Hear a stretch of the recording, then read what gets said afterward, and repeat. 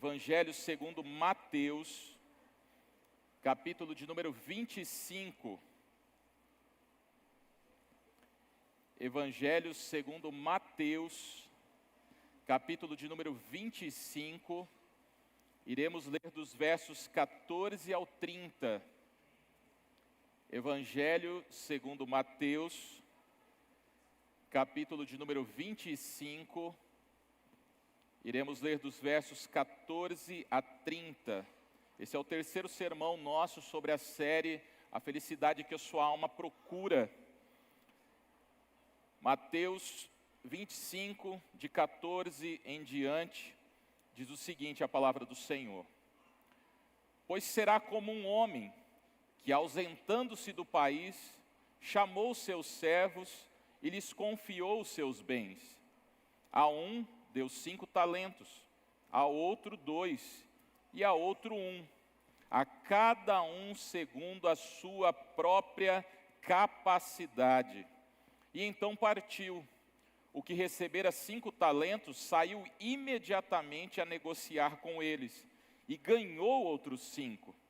Do mesmo modo, o que recebera 2, ganhou outros 2. Mas o que recebera 1, saindo, abriu uma cova e escondeu o dinheiro do seu senhor. Depois de muito tempo, voltou o senhor daqueles servos e ajustou contas com eles. Então, aproximando-se o que recebera 5 talentos, entregou outros 5, dizendo: Senhor, confiaste-me 5 talentos, eis aqui outros 5 talentos que ganhei. Disse-lhe o Senhor: Muito bem, servo bom e fiel. Foste fiel no pouco, sobre o muito te colocarei. Entra no gozo do teu Senhor. E aproximando-se também o que recebera 2 talentos, disse: Senhor, 2 talentos me confiaste. Aqui tem outros 2 que ganhei. Disse-lhe o Senhor: Muito bem, servo bom e fiel. Foste fiel no pouco, sobre o muito te colocarei. Entra no gozo do teu Senhor. Chegando por fim, o que recebera 1 talento disse: Senhor, sabendo que és homem severo, que ceifas onde não semeaste, e ajuntas onde não espalhaste, receoso, escondi na terra o teu talento. Aqui tens o que é teu. Respondeu-lhe, porém, o Senhor: Servo mau e negligente, sabias que ceifo onde não semeei, e ajunto onde não espalhei? Cumpria, portanto, que entregasses o meu dinheiro aos banqueiros, e eu, ao voltar, receberia com juros o que é meu. Tirai-lhe, pois, o talento, e dai-o ao que tem 10, porque a todo o que tem se lhe dará, e terá em abundância, mas o que não tem, até o que tem lhe será tirado. E ao servo inútil, lançai-o para fora, nas trevas, ali haverá choro e ranger de dentes. Vamos orar ao Senhor, pedir a graça de Deus, neste momento que nós estaremos ouvindo a palavra dele nessa noite. Feche os seus olhos e vamos orar ao Senhor mais uma vez. Senhor nosso Deus, estamos diante da Tua palavra nesta noite. E precisamos da Tua graça sobre a nossa vida. Porque ter mudança de vida é uma das coisas mais difíceis que podem acontecer, Senhor.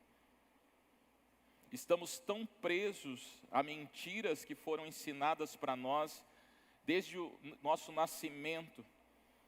E elas formaram raízes na nossa mente e coração. E muitas vezes abandoná-las tem um custo altíssimo, porque temos que questionar coisas que fizemos, coisas que toleramos, coisas que suportamos até hoje. E é muito difícil de fazermos isso, Senhor. Porque muitas vezes é como destruir quase que a nós mesmos. E por isso precisamos da Tua graça, Senhor. Ajuda-nos nessa noite, através da Tua palavra, que é a verdade absoluta sobre todas as coisas. que ela possa, Senhor, realmente desfazer essas mentiras que estão em nós e tomar morada na nossa mente e coração, de forma que possamos alcançar a verdadeira mudança de vida, para vivermos tudo o que o Senhor tem para nós, a verdadeira vida que flui da cruz do nosso Senhor Jesus Cristo. Porque Ele morreu para nos dar vida e vida em abundância. Por isso, dá-nos graça nesta noite de ouvir, e que a Tua palavra tenha efeito completo em nós, nos transformando internamente, e que através dessa mudança externamente possa ser vistos os frutos da transformação. Dá-nos graça, Senhor, porque Tu és a nossa única esperança, e por isso nos voltamos para Ti, para ver o que o Senhor há de fazer em nós, e através de nós, para a glória do Teu santo nome. É assim que oramos, em nome de Jesus. Amém e amém.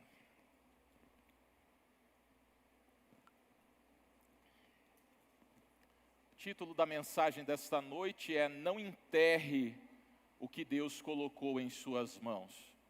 Não enterre aquilo que Deus colocou nas suas mãos. Há momentos que alguém coloca alguma coisa que é preciosa nas suas mãos. Talvez até mesmo uma mãe coloque um bebezinho nas suas mãos e deixe você segurar ele por alguns minutos.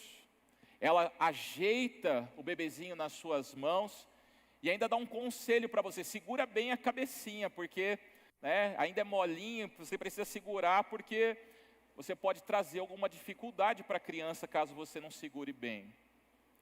E naquele instante você percebe que você não está segurando apenas um peso, você está segurando a confiança que alguém está depositando nas suas mãos, que é um bebê indefeso. Ou talvez alguém te entregue a chave de uma casa, ou te revele algo que nunca contou para ninguém mais, a não ser você. E muitas vezes isso que nós recebemos parece pequeno, mas alguma coisa que é invisível passa a pesar nas nossas mãos. Alguém te confiou algo que é precioso, e a confiança que alguém deposita em você, ao mesmo tempo produz uma alegria, mas também uma responsabilidade que eu tenho diante daquilo que eu estou segurando. E é assim que Jesus, ele começa a parábola em Mateus, capítulo de número 25. Jesus está falando sobre algo maravilhoso, que eu gostei da música que nós cantamos aqui, Ele Vem, porque Jesus está falando da sua volta aqui, do seu retorno. E Ele está preparando os discípulos para poderem viver então neste intervalo. Esse intervalo no qual Ele vai para a glória dos céus, e o momento em que Ele voltará para trazer o fim então a esses tempos, inaugurar uma nova época de alegria, de felicidade, de alegria que não passa, de prazer que é eterno.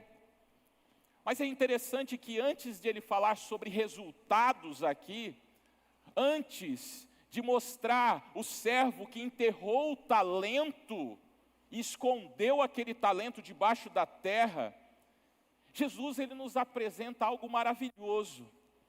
Ele mostra o Senhor colocando seus próprios bens, as suas próprias posses, na mão dos seus servos. O Senhor está deixando na mão dos seus servos aquilo que é precioso para Ele. E a palavra nos diz: pois será como um homem que, ausentando do país, chamou seus servos e lhes confiou os seus bens. O Senhor, Ele reúne seus servos, coloca os bens que Ele tem nas mãos daqueles homens. E é interessante que nós precisamos perceber que os bens que Ele coloca nas mãos daqueles homens continuam sendo dele. mas ficarão sendo supervisionados e cuidados durante um tempo na mão dos seus servos. Estará sobre a responsabilidade deles. Eles não são donos dos bens, mas ao mesmo tempo eles também não são espectadores que estão assistindo e apenas vendo os bens do seu Senhor. Deus dá oportunidade para eles, através dessa parábola, de mostrar o quê? Eles foram chamados para participar daquilo que pertence ao seu Senhor. Eles foram chamados para poder estar cuidando daquilo que é do seu Senhor. Então, tudo aquilo que hoje você pode dizer assim, isso é meu, um dia chegou até as suas mãos, um dia foi entregue a você, e algo importantíssimo que você deve prestar atenção, chegará o dia que aquilo que está nas suas mãos terá que ser dado de volta, você vai ter que soltar aquilo que está nas suas mãos. E a vida toda sua, ela acontece entre esses dois momentos. O momento no qual nós recebemos algo e o momento também que nós teremos que devolver. Por quê? Você não criou a sua própria vida. Até as capacidades, habilidades que você tem, não vieram de você. O seu corpo foi recebido, a sua mente foi recebida, o seu tempo foi recebido, pessoas que participam da sua vida foram recebidas, oportunidades que você teve até agora foram recebidas. Nada disso apareceu das suas mãos porque você criou. Chegou até as suas mãos, chegou algo até elas, e a vida, nós precisamos perceber algo importantíssimo, a vida não é uma posse permanente, a vida que você recebeu é uma confiança recebida da parte de Deus, e veja como se desenrola a parábola. O Senhor, Ele começa a distribuir os talentos entre aqueles servos que Ele tem. E na parábola nós temos que prestar atenção em algo, porque talento aqui não significa primeiramente uma habilidade que nós temos. Porque quando se fala de talento, a pessoa tem talento hoje, nós pensamos em uma habilidade adquirida ou um dom que a pessoa tem em alguma área de expressão.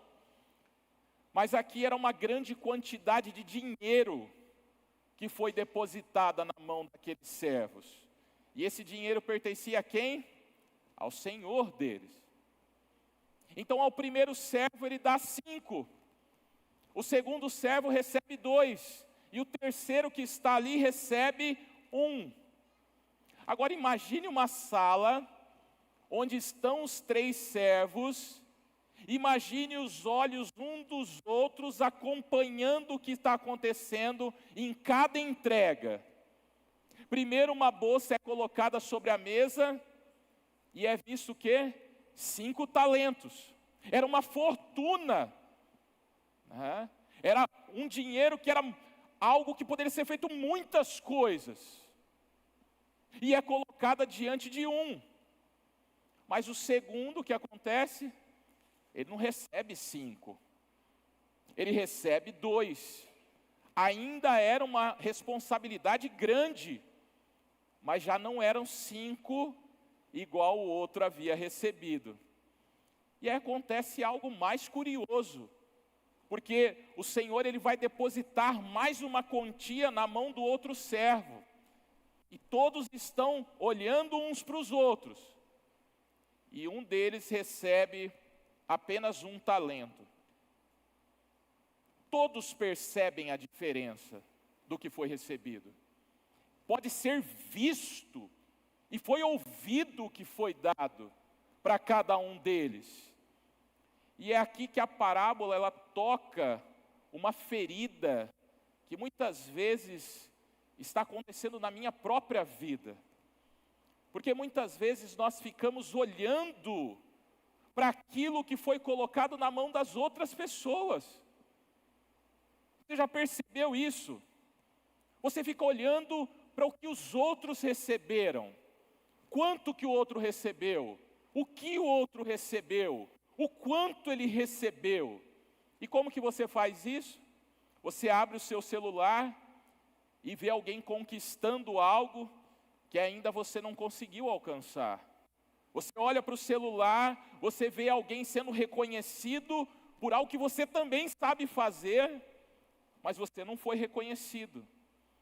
E você segura a sua própria vida, enquanto você fica observando a vida dos outros, através da tela do seu celular, no seu Instagram ali.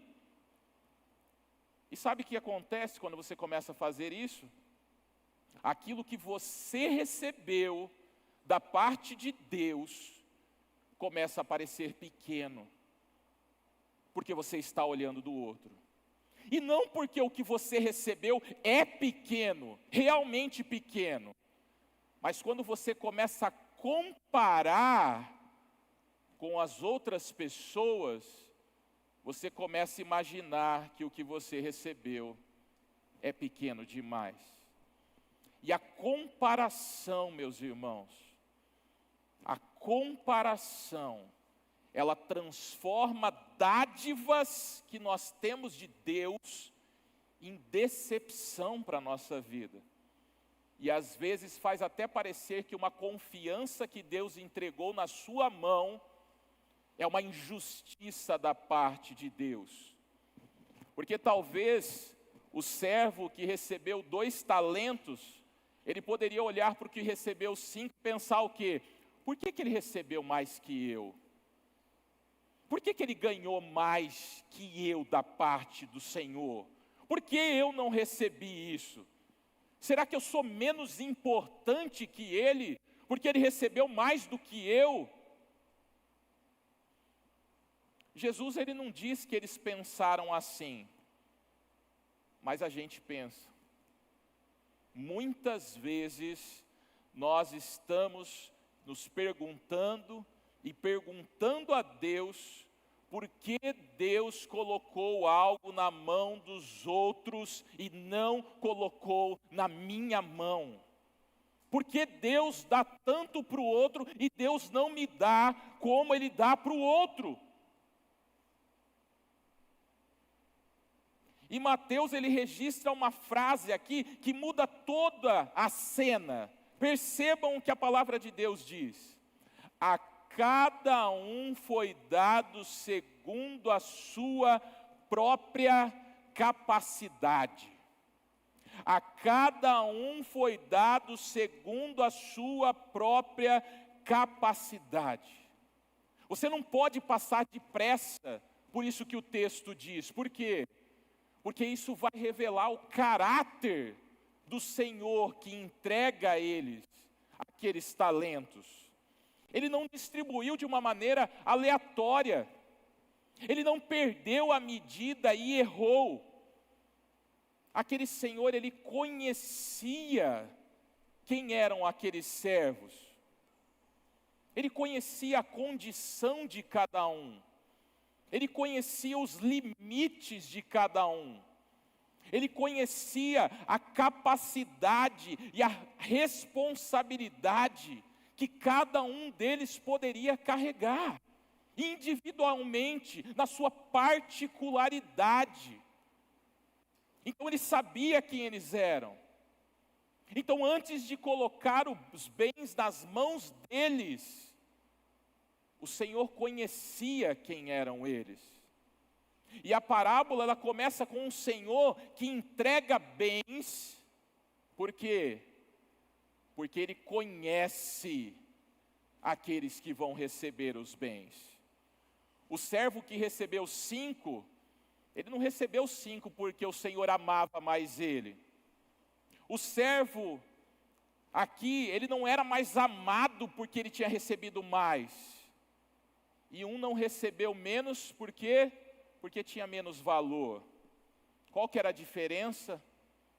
A responsabilidade de cada um era diferente, mas a dignidade dos servos, o valor dos servos era o mesmo. Não tinha um que tinha mais valor que o outro. Mas o que acontece com a gente? A gente muitas vezes confunde visibilidade com valor. Mas o Senhor conhece cada servo aqui. E Ele distribui para cada um com sabedoria, porque Ele sabe as qualidades, os defeitos, as capacidades e as limitações de cada um deles. E isso também não significa que esses homens, eles eram autossuficientes, que eles poderiam fazer tudo sozinho. Mas algo importante de entender, a própria capacidade que eles tinham foi recebida da parte de Deus.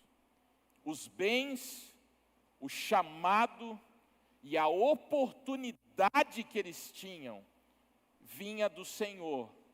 Tudo dependia dele.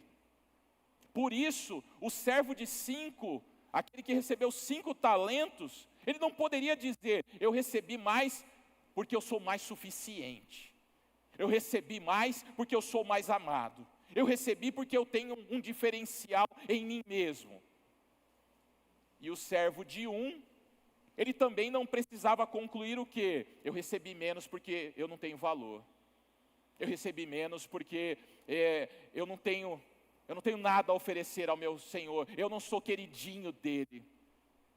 Ele não tem por que dizer isso. Por quê? Porque o mais importante de nós entendermos aqui é que você não precisa ser outra pessoa para você ser fiel. Porque o que o Senhor espera não é que você tenha toda a capacidade do mundo.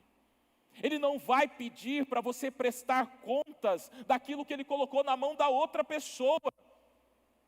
Ele não vai pedir para você responder pela vida dos outros. O que Ele vai fazer? Ele vai perguntar sobre o que você fez com aquilo que Ele colocou na sua mão. Nas suas mãos. Aquilo que está com você. É disso que Ele vai prestar conta de fidelidade. Agora imagine os 3 servos. Eles deixam a casa, um carrega 5 talentos, outro carrega 2 e o terceiro 1. E o que acontece logo depois? O Senhor parte para uma terra distante. Agora o que existe? Existe apenas uma estrada diante deles. E tem uma confiança que o Senhor colocou na mão deles. E é nesse momento que o coração de cada um dos servos começa o quê? A aparecer. O coração, quando o Senhor vai embora, quando eles estão agora livres do quê? Da visão do Senhor sobre a vida deles, é agora que o quê? Eles vão mostrar quem eles realmente são. Porque é assim, não é? Quando o chefe está vendo, todo mundo é fofinho, né? Todo mundo faz certo, está na mira, né? Tem que fazer certo, senão vai ter punição. Mas agora o Senhor, o chefe, foi embora. E o que vai acontecer a partir daqui? Receber o talento é apenas o começo. Agora a pergunta decisiva é o quê?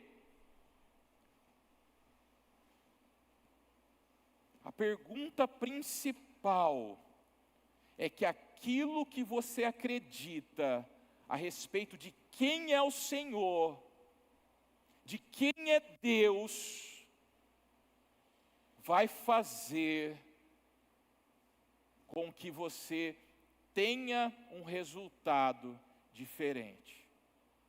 Dependendo de como você acredita de quem é o Senhor, o resultado daquilo que você vai buscar vai ser completamente diferente.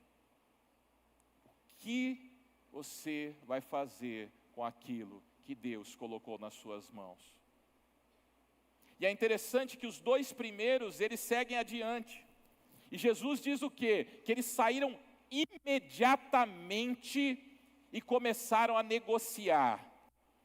Eles não esperaram o desaparecimento de toda a insegurança que eles tinham. Eles, a partir do momento que o Senhor saiu, eles começaram a trabalhar com aquele recurso. Eles não receberam garantia do Senhor que ia dar tudo certo. Porque negociar recursos financeiros tem risco, não tem? Qualquer um de vocês que negocia algum tipo de valor na bolsa e tenta ganhar dinheiro com dinheiro, né, em si, sabe que sempre existem riscos. Investimentos sempre têm riscos, a não ser aqueles que não dão nada de retorno, porque sem risco não tem praticamente nada de retorno. Então os investimentos que dão mais retorno são os que mais têm risco. E algo importante aqui, algo que eles criam em relação ao Senhor, é que deu liberdade para eles começarem a negociar.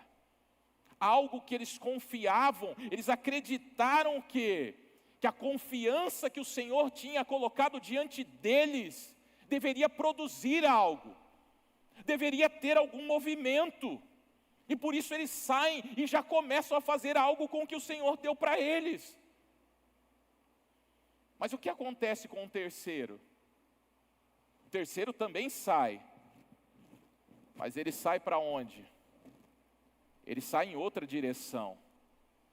Enquanto dois saem e começam a investir e a negociar, aquele terceiro ele procura um campo que está vazio. E enquanto os outros estão olhando para frente, o que pode ser conquistado, o que pode ser ganhado com aquele recurso que foi colocado na mão deles, o terceiro ele olha para onde? Ele olha para o chão. Jesus diz, o que recebera um, porém saiu, abriu uma cova e escondeu o dinheiro do seu senhor. Tente enxergar a cena aqui. Aquele homem, ele não perdeu o talento. Ele nem tentou alguma coisa que deu errado. Ele foi lá, ele escolheu um lugar, ele se abaixou, ele começou a cavar aquela terra e fazer um buraco profundo. E a cova foi ficando mais profunda, e o que ele faz? Ele coloca ali dentro o que o Senhor havia confiado a ele. E depois o que ele vai fazer? Ele vai cobrir com terra, e às vezes ele vai até pisar em cima ali, para ficar um buraco bem feito. Às vezes vai colocar um pouco ali de grama, de outras coisas por cima, para que ninguém veja que foi feito um buraco naquele lugar, e ninguém percebesse.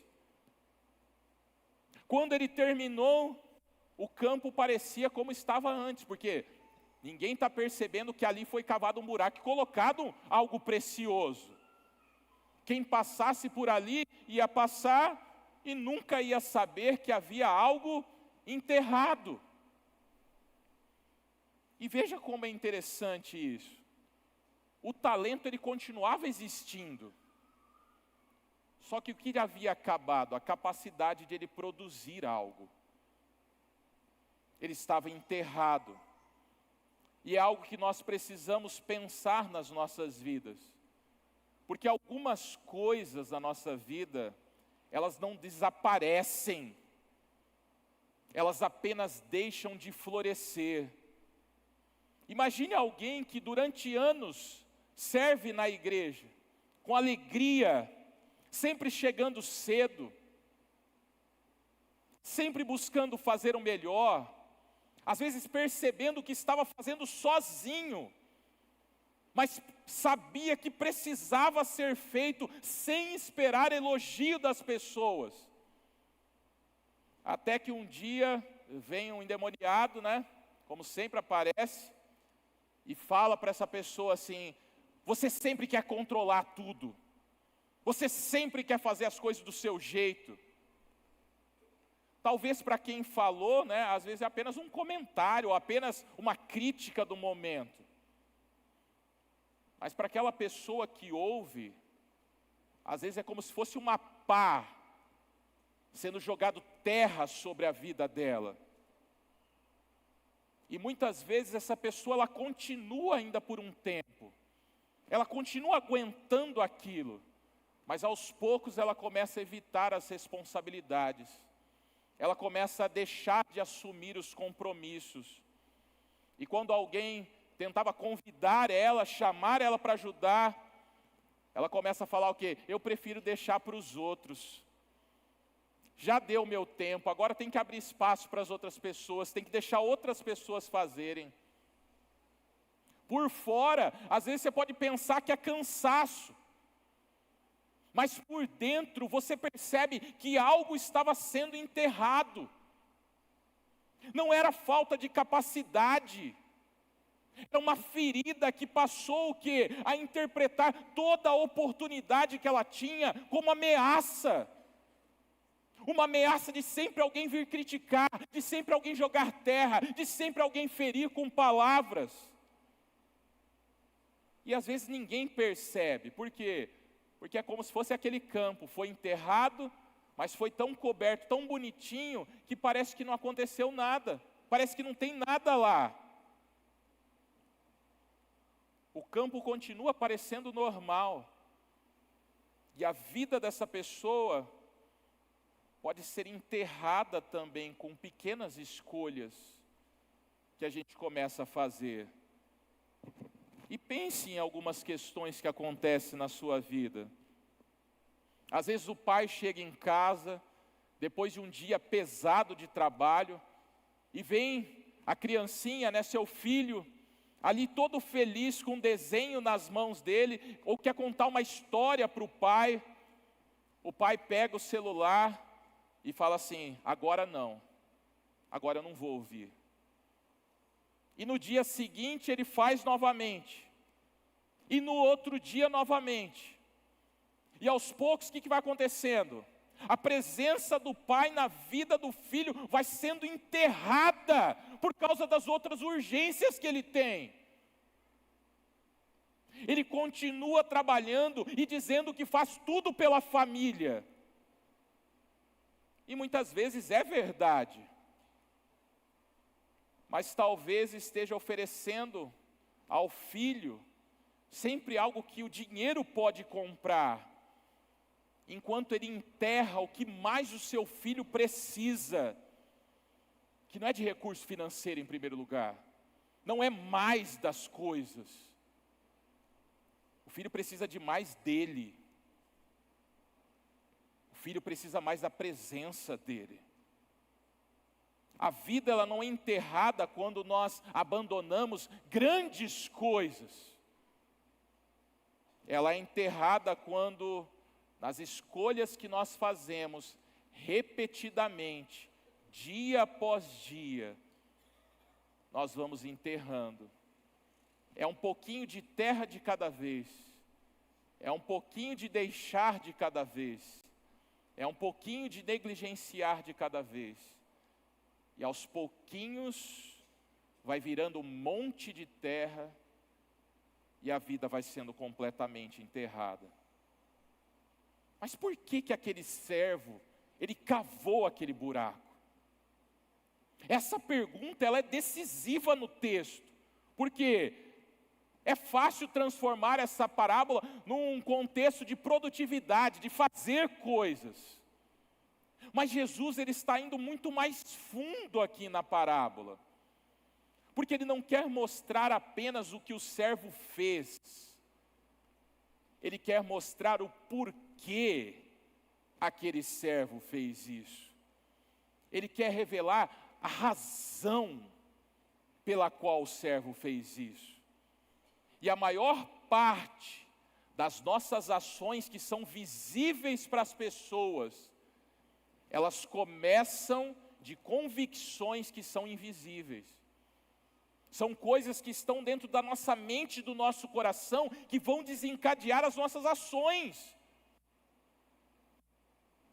E o homem, ele não enterrou o talento, porque ele não conhecia o valor do talento.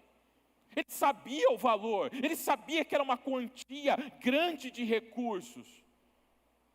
Mas perceba, ele enterrou o talento, porque ele acreditava conhecer quem era o Senhor. Ele tinha uma imagem de quem era o Senhor na sua mente. E perceba, Jesus ele diz, depois de muito tempo, voltou o Senhor daqueles servos e ajustou contas com eles.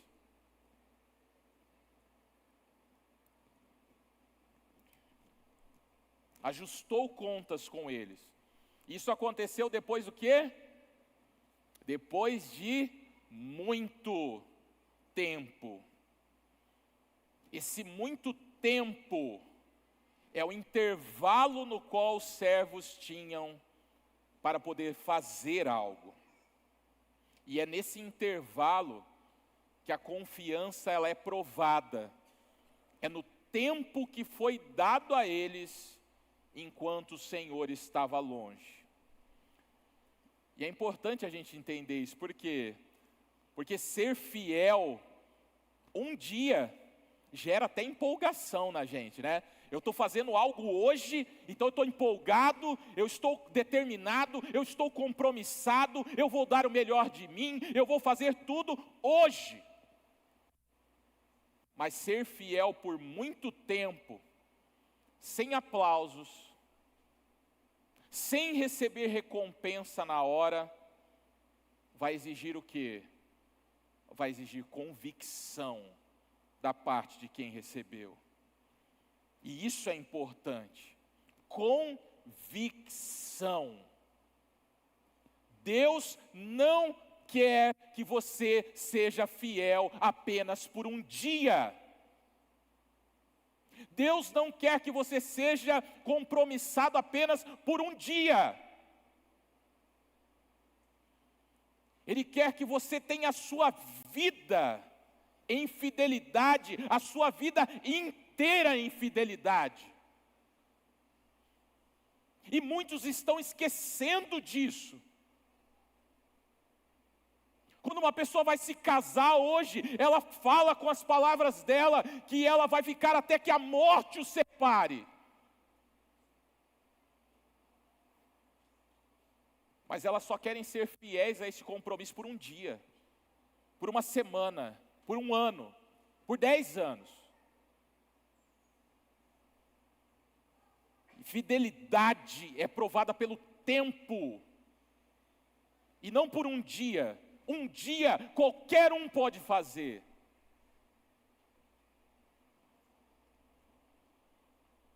Agora, para manter até o fim, é necessário convicção da verdade e daquilo que você prometeu.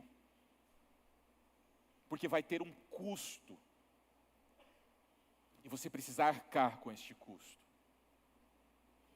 O terceiro servo, às vezes ele podia até passar pelo campo, né? Toda vez que ele passava, os outros estavam negociando, podia perder aquilo que tinha nas mãos.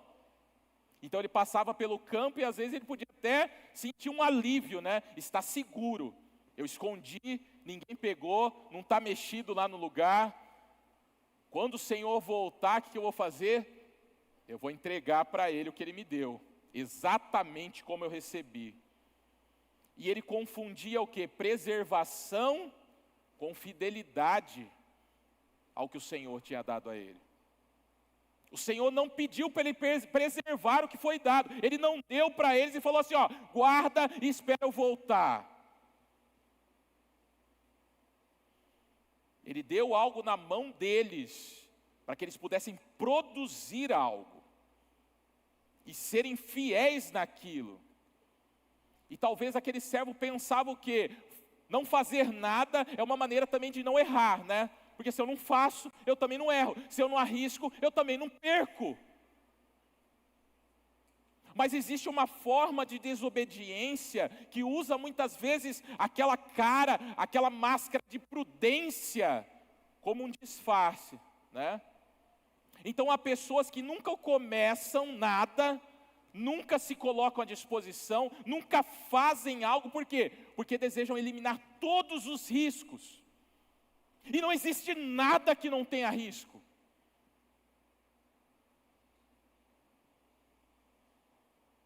Às vezes você fica dentro da sua própria casa, e você pode morrer ali.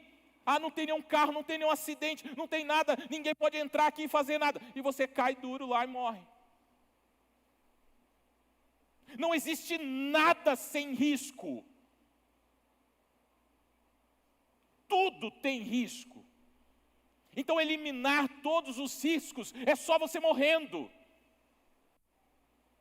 Não tem como você viver uma vida em segurança completa, mesmo que você tenha todos os planos de saúde, mesmo que tenha toda a segurança na sua casa.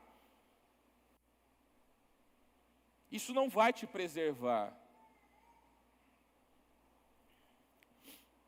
E o Senhor, Ele retorna. E o primeiro servo, ele se aproxima e diz o quê? Senhor, confiaste-me a mim 5 talentos, eis aqui outros 5 talentos que ganhei. Observe como ele começa aqui. Quais são as palavras dele? O Senhor me confiou, tu me confiaste.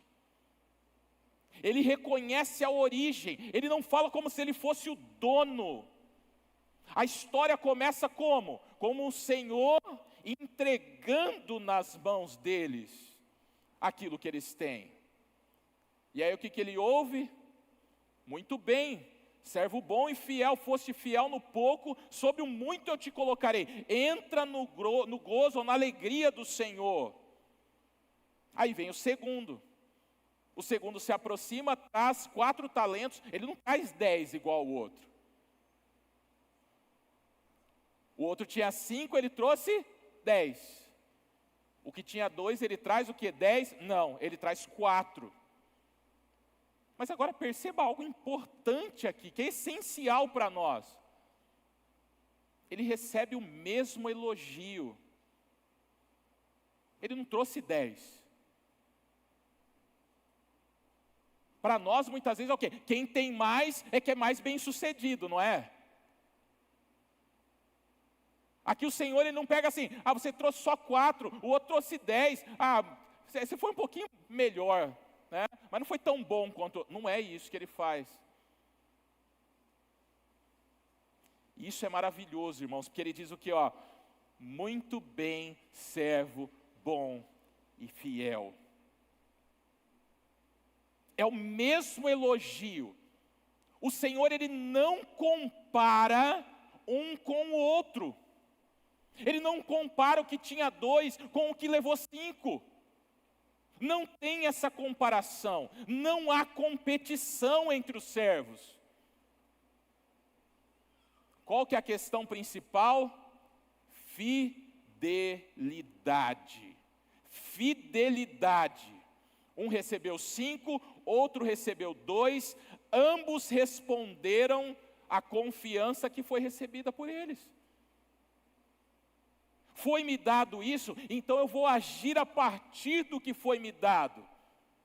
E ambos, os 2, entraram na mesma alegria do Senhor. Você vai ter mais alegria porque você me deu 10 dos 5. E você vai ter um pouco menos de alegria porque me deu 4. Não! Os 2 entram na alegria plena e completa do seu Senhor. E é interessante que no nosso mundo não é assim. No mundo que a gente vive é o quê? Quanto você produziu em comparação ao outro que estava aqui.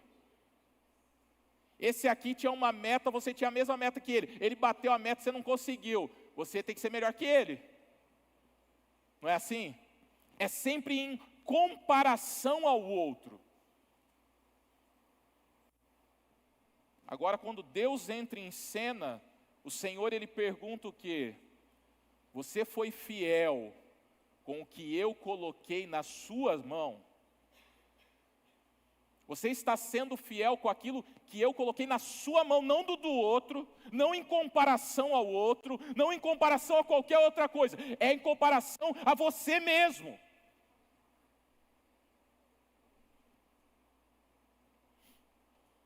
E talvez a sua fidelidade ela aconteça numa cozinha. A sua fidelidade aconteça numa oficina. A sua fidelidade acontece num escritório.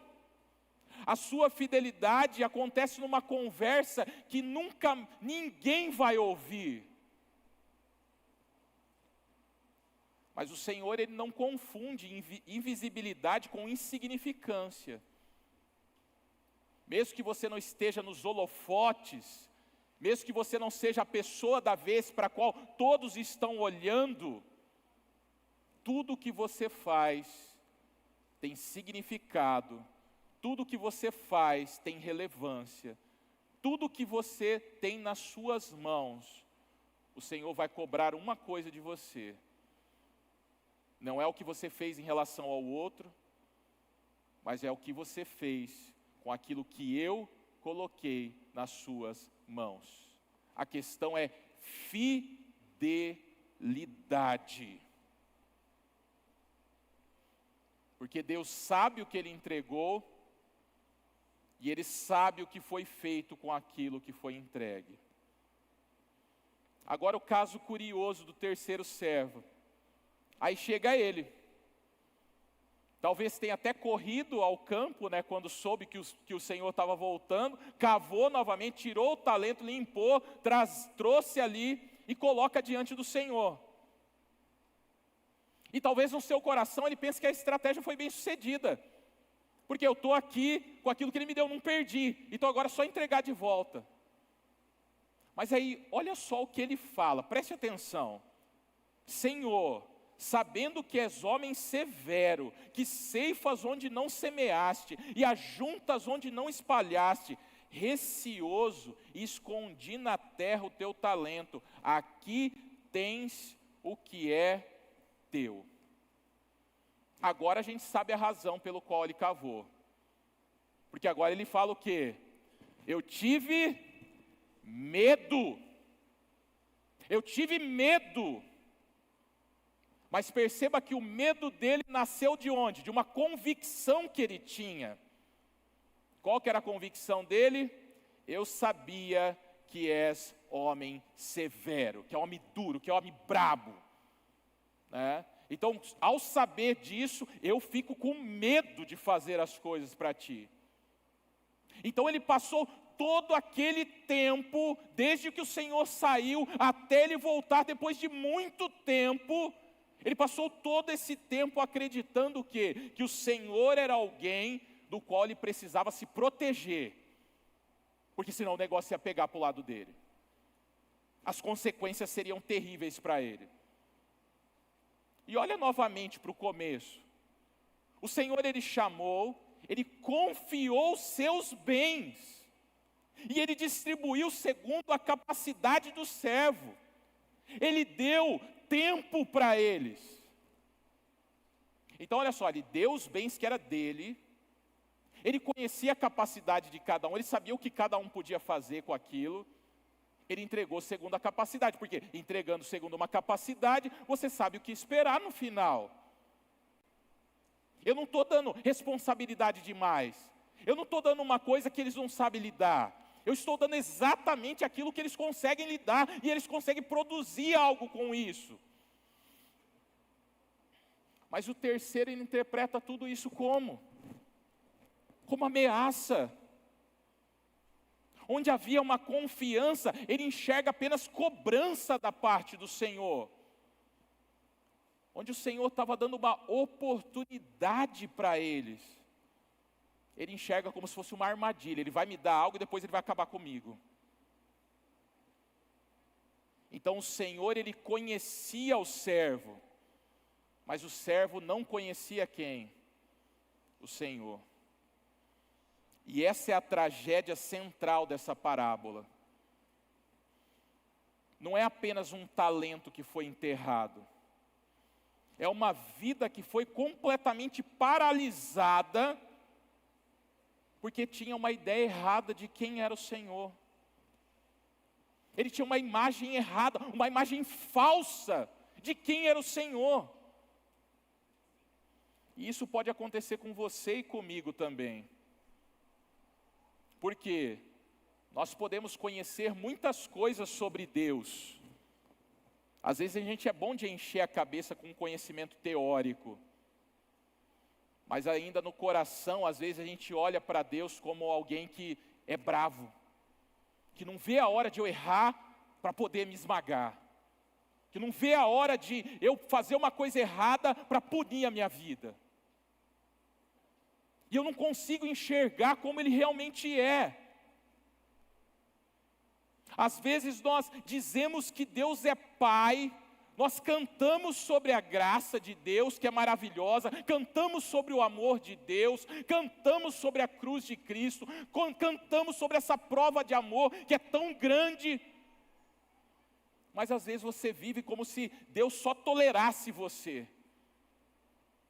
Que Deus já estivesse aqui, já não aguentando mais você. E que eu preciso me comportar 100% bem, porque se eu errar alguma coisa, Ele vai dar uma lição em mim.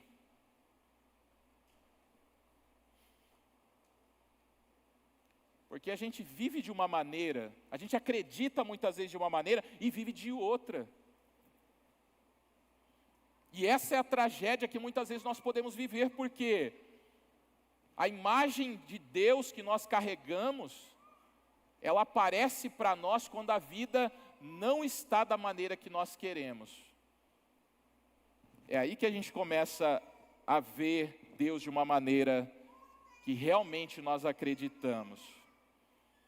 Porque quem é Deus para você, quando a oração que você faz não é respondida no tempo que você quer e do jeito que você quer? Como que você começa a olhar para Deus a partir disso? Quem é Deus para você quando uma pessoa que está perto de você recebe aquilo que você queria ter recebido? Quem é Deus para você nesse momento?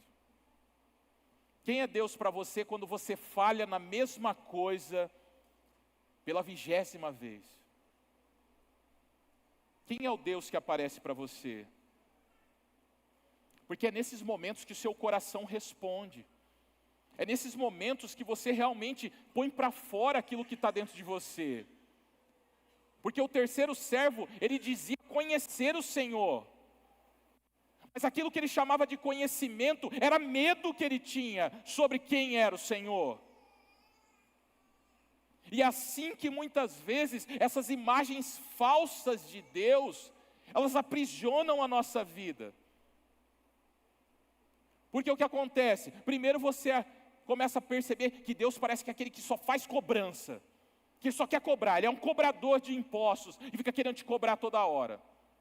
Depois você passa a servir Ele por obrigação, e aí você perde a alegria de servir a Deus, porque você acredita que Deus é duro, que Deus é difícil. Então perceba, a mentira, ela cria o medo produz distância entre você e Deus, e a distância impede que você frutifique, que você seja bênção, que você possa realmente desenvolver tudo que Deus tem na sua vida. E esse círculo, ele só pode ser rompido quando você começa a ver o verdadeiro caráter de quem é Deus, quem é esse Senhor. E a resposta do Senhor, ela é severa. Ele chama aquele servo de mau e negligente, porque a desculpa dele não se sustenta. O medo não era um medo de reverência.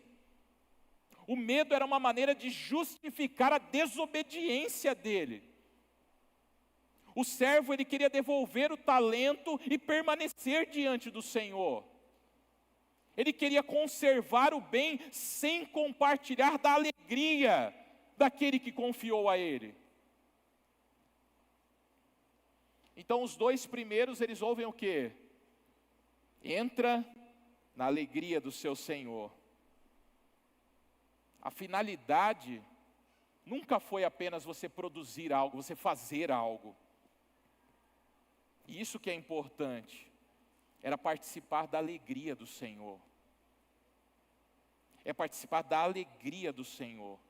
O terceiro servo, ele não queria o Senhor. Ele queria só se livrar da prestação de contas. E por isso que essa parábola não é uma simples lição sobre capacidades. Ela é uma revelação do coração. E a pergunta para você nessa noite é: que imagem do Senhor está governando a sua vida? Como você enxerga Deus de verdade quando as coisas não vão bem? Quando as coisas não estão da maneira que você quer? Quando as coisas não saem da maneira que você esperava? Porque aquilo que você acredita sobre quem Ele é, vai determinar o que você vai fazer com aquilo que Ele colocou nas suas mãos. Dependendo de como você vê Deus, é a maneira no qual você vai fazer as coisas que foram colocadas nas suas mãos. Então, como que você vê Deus? Você acha que tem essa imagem verdadeira de quem é Deus?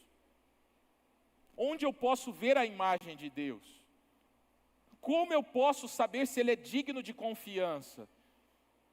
Que o que Ele colocou na minha mão, eu preciso fazer algo. A resposta do Evangelho não é uma teoria. A resposta do Evangelho é uma pessoa. E veja o que Jesus diz: quem vê a mim, vê o Pai. Quando o medo tenta dizer para você quem Deus é, para onde você tem que olhar? Você tem que olhar para Jesus. Você precisa ver Jesus. Nós falamos esses dias sobre o cego Bartimeu. A multidão estava o quê? Tentando deixar ele de lado. A multidão tentava calar ele. E o que Jesus faz? Jesus manda trazer ele para o centro, para ele falar com ele. Jesus vai lá até Pedro, depois de Pedro ter negado a ele. Então qual é a imagem que você tem do Senhor? Se você quer ver quem é o Senhor, olhe para Jesus, olhe para Cristo. Ele não parece esse servo, esse senhor cruel, como aquele terceiro servo fala, que semeia onde, ceifa onde não plantou, que toma as coisas dos outros, que é um cara mau. Ele não é esse. Quando você olha para Jesus, você começa a perceber quem é o Senhor. Qual é o amor do Senhor? Qual é a graça do Senhor? Não olhe apenas para as estradas da Galileia onde Ele fez os milagres. Olhe para a cruz. É ali onde Ele entregou a vida por amor a você. O terceiro servo, ele acreditava no quê? Que o Senhor queria tirar tudo aquilo que Ele não havia dado. E na cruz o que a gente vê? Totalmente o contrário. A gente vê o Pai entregando seu próprio Filho, o que era mais precioso, o que era mais maravilhoso, o que tinha o maior valor em toda a eternidade. E Ele entrega. Então na cruz, nós vemos que Deus é digno de confiança. Porque ali é onde as suas mãos se abrem para nos receber. E algo precioso para nós, irmãos, é que nós precisamos perceber quem é aquele que nós estamos adorando e estamos recebendo da parte do Senhor. Porque enquanto você não ver o amor de Deus em Cristo, você nunca vai viver a vida que Ele tem desenhada para você. Você nunca vai viver intensamente o propósito que Ele tem para você. Porque quando Ele voltar naquele dia, a pergunta não vai ser: quanto você impressionou as pessoas, quantas pessoas aplaudiram você. A pergunta vai ser: você foi fiel com aquilo que eu coloquei nas suas mãos? O que você fez com aquilo que eu te dei?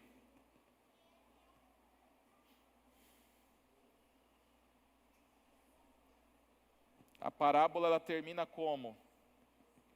Para aqueles que viveram segundo a vontade de Deus, entra na alegria do seu Senhor. Entra na alegria do seu Senhor. A parábola não termina com quem fez mais, quem produziu mais, quem ganhou o mundo inteiro. A parábola termina com alegria. A parábola termina com felicidade. Ela não termina com servos exaustos tentando provar o valor deles. Termina com pessoas recebidas na alegria do Senhor. E é aqui que esse sermão ele se encontra com a série que nós temos. Porque a felicidade que sua alma procura não está em receber 5 talentos, não está em receber 10 talentos, não está em construir uma vida no qual todas as pessoas vão admirar e vão aplaudir você e vão falar como você foi o máximo e como você fez coisas grandiosas ao longo da sua vida. A alegria está em conhecer o Senhor. A alegria está em receber das mãos dEle. A alegria está em viver para aquilo que pertence a Ele. Para no fim, o que vai acontecer? Para você entrar na alegria eterna dEle. Talvez ainda exista um campo dentro de você, um lugar que ninguém vê, e debaixo daquela terra está algo que o medo convenceu você de esconder. Talvez seja a hora de você voltar lá dentro de você, não sozinho, não tentando provar sua força, mas acompanhado por Cristo. Aquele que conhece a sua fraqueza, aquele que levou sua culpa, aquele que com as mãos feridas mostram que o Senhor ele é digno de confiança. Talvez você possa sentir medo quando você começa a tirar a terra daquilo que você apagou dentro de você, que você enterrou dentro de você. Mas a fidelidade ela não exige uma ausência completa de medo. Ela só exige que o medo em você não tenha a palavra final.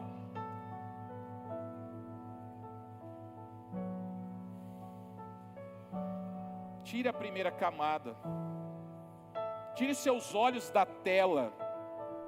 Tire os seus olhos do celular. Desliga seu celular.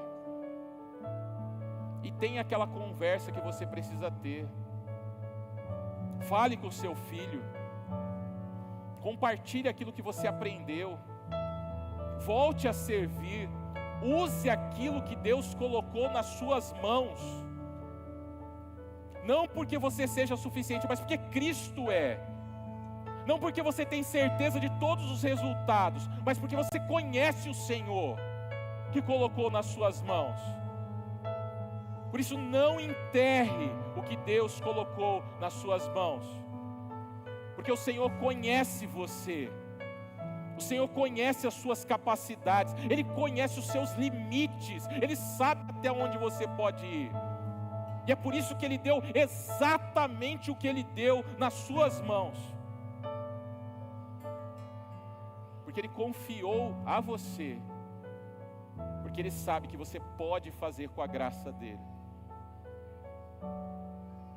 Então desenterre aquilo que você enterrou e está aí.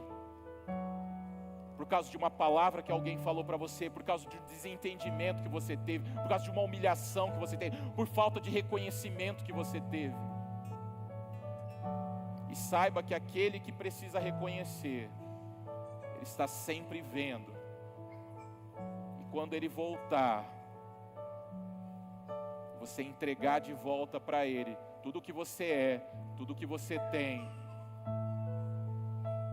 E você fez aquilo que Ele colocou nas suas mãos para fazer. Ele vai dizer para você: entra na felicidade eterna do seu Senhor. Entra na alegria que você, tanto o seu coração anseia. Entra na felicidade que está reservada para você. Porque você foi fiel. E era isso que precisava. Você não precisava ser melhor que o outro. Você não precisava ter mais que o outro. Você não precisava ser mais visto que os outros. Você só precisava ser fiel naquilo que eu deixei nas suas mãos. Então seja fiel. Não enterre aquilo que Deus colocou nas suas mãos. Porque a alegria do Senhor está esperando você quando Ele voltar. E ela não será passageira como as alegrias que nós temos aqui. Elas serão eternas. Vamos cantar mais uma vez Ele Vem. Porque Ele está para voltar. E Ele espera encontrar você fiel, para que você esteja na alegria dEle eternamente. Vamos louvar ao Senhor. Com Ele vem. Que nisso o seu coração esteja se preparando, para quando Ele voltar, Ele encontre você fiel.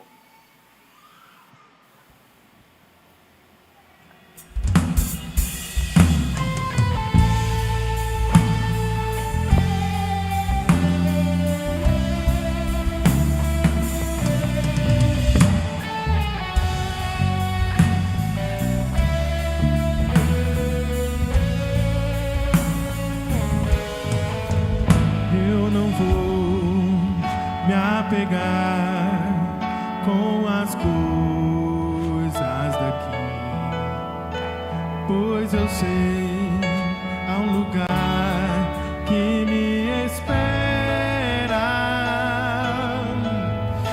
Estrangeiro eu sou, o meu lar é o céu. Meu Jesus vem buscar a sua noiva. Ele virá num piscar de olhar.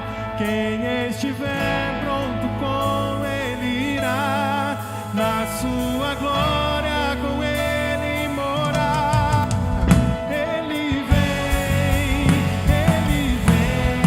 não mais tristeza, não mais temor. Junto com os anjos cantar eu vou, digno é o Cordeiro que se entregou. Ele vem, Ele vem.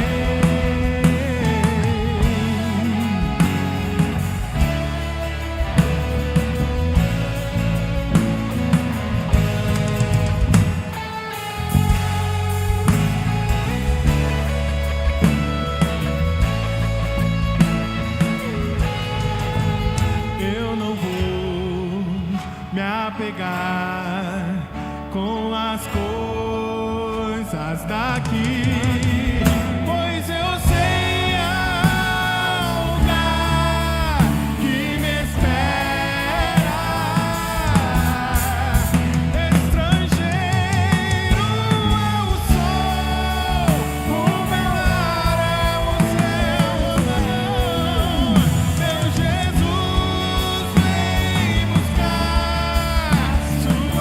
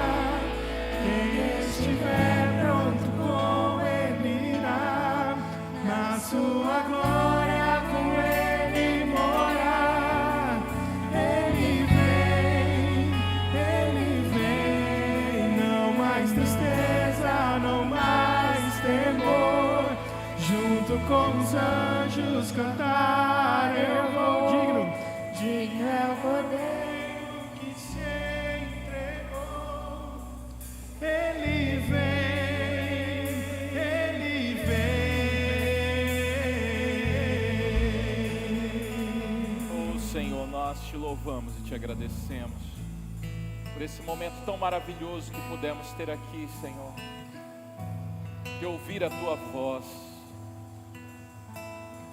de poder saber que o Senhor vem. E nós queremos ouvir no final: servo bom e fiel, entra na alegria, entra na felicidade, entra na eternidade com seu Deus. Dá-nos essa graça, Senhor, de sermos fiéis, não por um dia, mas por toda a nossa vida,